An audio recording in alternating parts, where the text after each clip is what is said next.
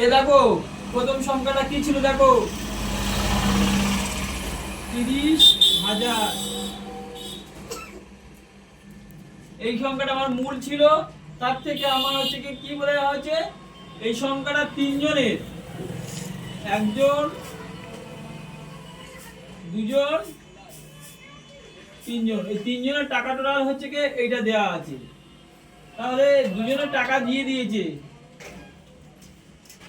দুজনের টাকা বলে দেওয়া আছে ওখানে কত, 6,289, 6,289 আর 7,820। তাহলে এইটা আমি যোগ করে নিতে পারি।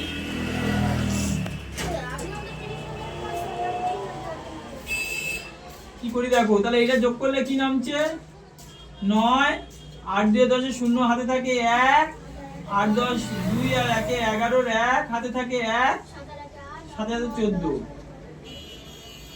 তাই তো। 9, 8 দিয়ে 10 শূন্য হাতে থাকে 1, 8 2 10 1 11 1 হাতে থাকে 1, 6 আর 1 7, 7 সাথে 14। তাহলে আমার এর দুজন মিলে হচ্ছে কি কত, এই সংখ্যাটা। তাহলে এই সংখ্যাটা এখানে বসাই,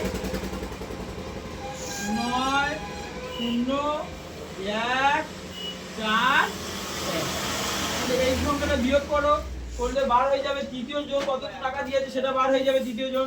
তাহলে 9 আছে কয় 10 মিলবে তার 1 হাতে থাকে 1, 1 আছে কয় 10 মিলবে তার 9 হাতে থাকে 1, 2 আছে কয় 10 মিলবে তার 8 হাতে থাকে 1, 4 আছে 5, 5 আছে কয় 10 মিলবে তার 5 হাতে থাকে 1, 2, 2 আছে কয় দিলে 3 মিলবে তার 1। তাহলে অতএব লিখতে হবে তৃতীয় জন এত টাকা পেয়েছে। বুঝতে পেরেছো সবাই?